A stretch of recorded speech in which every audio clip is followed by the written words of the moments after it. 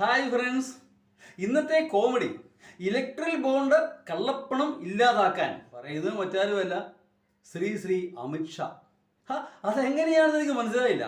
Electoral bond എങ്ങനെയാണ് കള്ളപ്പണം ഇല്ലാതാക്കുന്നത്? വാസ്തവത്തിൽ ഇന്ത്യ കണ്ട ഏറ്റവും വലിയ അഴിമതികളിൽ ഒന്നാണ് ഇലക്ട്രൽ ബോണ്ട് എന്ന് പറയുന്നത്. അതുകൊണ്ടാണ് സുപ്രീം കോടതി അത് വിലക്കിയത് അല്ലെങ്കിൽ നിർത്തലാക്കിയത്. സുപ്രീം കോടതി വിലക്കിയെന്ന് പറയുമ്പോൾ തന്നെ മനസ്സിലാക്കാമല്ലോ അത് നിയമവിരുദ്ധമാണ് എന്ന്. പക്ഷേ politics is A matter of perception. എന്ത് സംഭവിച്ചു എന്നുള്ളതല്ല, ജനങ്ങൾ അതെങ്ങനെ മനസ്സിലാക്കുന്നു എന്നുള്ളതാണ് പ്രധാനം. അത് തന്നെയാണ് ഇവിടെയും സംഭവിക്കുന്നത്.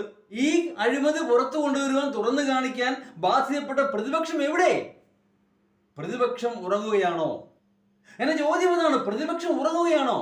കേരളത്തില് ശക്തമായി പ്രതികരിക്കുന്ന ഇവിടുത്തെ പ്രതിപക്ഷം എന്തുകൊണ്ട് കേന്ദ്രത്തിൽ അല്ലെങ്കിൽ ഓൾ ഇന്ത്യ തലത്തിൽ ഒരു പ്രതിഷേധം സംഘടിപ്പിക്കുന്നില്ല?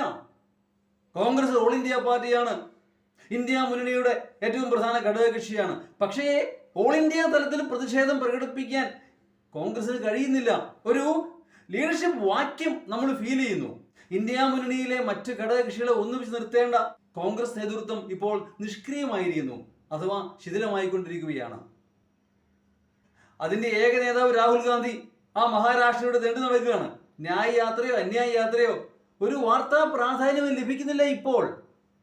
ഞാൻ മുമ്പും പറഞ്ഞിട്ടുള്ളതാണ്, യാത്രയുടെയൊക്കെ സമയം കഴിഞ്ഞു. ഇപ്പോ ഇലക്ഷൻ മുമ്പിൽ നിൽക്കുന്നു. അപ്പോ മുന്നണി ഘടകകക്ഷികളെ കൂടെ കൂട്ടി ശക്തമായൊരു മുന്നണി ഉണ്ടാക്കുക എന്നുള്ളതാണ് പ്രധാനം. എവിടെ? ഇതൊക്കെ ആര് കേൾക്കാനാ? ഇത് തന്നെയാണ് പ്രതിപക്ഷത്തിന്റെ ഏറ്റവും വലിയ ദൗർബല്യവും. പ്രതിപക്ഷം ശിഥിലമാണ് എന്നുള്ളതാണ് BJPയുടെ ഏറ്റവും വലിയ ശക്തി എന്ന് പറയുന്നത്. ഇതോടൊപ്പം ചേർത്ത് വായിക്കേണ്ട മറ്റൊരു കാര്യം കൂടിയുണ്ട്. കോൺഗ്രസിനെ സംബന്ധിച്ച് ഈ ഇലക്ഷൻ എന്ന് പറയുന്നത് നൗ ഓർ നെവർ. ഇത്തവണ അധികാരത്തിൽ വന്നില്ലെങ്കിൽ കോൺഗ്രസ് ഇനി ഒരിക്കലും അധികാരത്തിൽ വരാൻ പോകുന്നില്ല. കാരണം കോൺഗ്രസിലെ തന്നെ പ്രമുഖന്മാർ പലരും കോൺഗ്രസ് വിട്ടുപോകും. കാരണം മരിക്കും വരെ പ്രതിപക്ഷം തിരുത്തുകൊള്ളാമെന്ന് ഇവരാരും വ്രതമെടുത്തിട്ടില്ല. ഇത്തവണ അധികാരത്തിലേക്ക് എത്തിക്കാനാവുകയില്ലെങ്കിൽ പിന്നെ കോൺഗ്രസിലുള്ള വിശ്വാസം കോൺഗ്രസുകാർക്ക് തന്നെ നഷ്ടപ്പെടും. അതുകൊണ്ട് കോൺഗ്രസ് ഇത് ജീവൻ മരണ സമരമാണ്. അരയും തലയും മുറക്കി രംഗത്തിറങ്ങേണ്ട സമയമാണ്. പക്ഷേ കോൺഗ്രസ് നിഷ്ക്രിയമായിരിക്കുന്നു. അതാണ് എന്റെ പ്രശ്നം. വീണ്ടും ഇലക്ട്രൽ ബോണ്ടിലേക്ക് തിരിച്ചു വന്നാൽ ഒരു ഉദാഹരണം എടുക്ക്. സാന്റിയാഗോ മാർട്ടിൻ 2019 മുതൽ അദ്ദേഹത്തിനെതിരെ ED അന്വേഷണം ഉണ്ടായിരുന്നു. 19-24 വരെ 1368 കോടി രൂപയുടെ ഇലക്ട്രൽ ബോണ്ട് വാങ്ങി അദ്ദേഹം. എന്തിനാ വാങ്ങിയത്? പുണ്യം കിട്ടാനാ? ഒരിക്കലുമല്ല. ഇത് വേറൊരു മാസപ്പടി അത് തന്നെ, വേറെ വിധത്തിലുള്ള അഴിമതി അത് തന്നെ. ഇതിന്റെ ബെനിഫിഷ്യറി ആരാ? തീർച്ചയായും BJP ഗവൺമെന്റ് തന്നെയാണ്.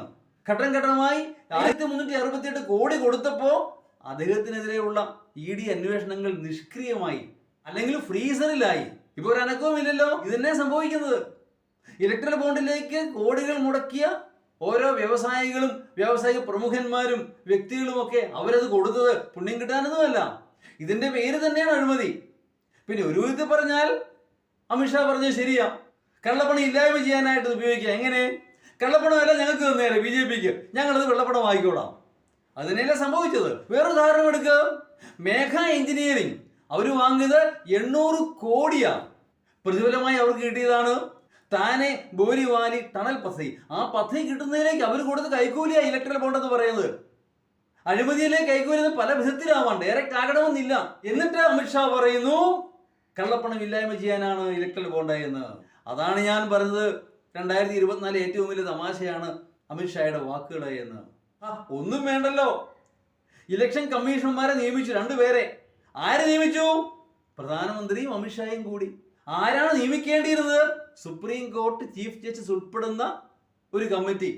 ചീഫ് ജസ്റ്റിസ്, പ്രതിപക്ഷ നേതാവ്, പ്രൈം മിനിസ്റ്റർ. പക്ഷേ നിയമത്തിലൂടെ ചീഫ് ജസ്റ്റിസിനെ ഒഴിവാക്കി. എന്തുകൊണ്ട് ഒഴിവാക്കി? തങ്ങൾക്ക് ആവശ്യമുള്ള ആളിനെ സൗകര്യപൂർവ്വം നിയമിക്കുവാൻ വേണ്ടി. എന്ന് പറഞ്ഞാൽ അങ്ങനെയുള്ള ആ കമ്മീഷണർമാർ നിഷ്പക്ഷമതികളായിരിക്കുന്നു പ്രതീക്ഷിക്കാൻ സാധിക്കുമോ? ഒരിക്കലുമില്ല. സാധിക്കുന്ന വിധത്തിലെല്ലാം അവർ ഗവൺമെന്റിനെ സഹായിക്കും, ഡയറക്റ്റ് ആയിട്ട് ഇൻഡയറക്റ്റ് ആയിട്ടും. ഉറപ്പല്ലേ?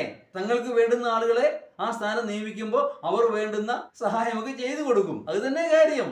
അതിലുപരി പ്രധാനമന്ത്രി ഇടയ്ക്കിടെ പറയുന്നുണ്ട് 400 കടക്കുമെന്ന്. എന്തുദ്ദേശാണോ ആവോ? EVM മെഷീൻ ഉൾപ്പെടെ എന്തെങ്കിലുമൊക്കെ തിരുമറി അദ്ദേഹം ഉദ്ദേശിക്കുന്നുണ്ടോ ആവോ? എനിക്കറിഞ്ഞുകൂടാ.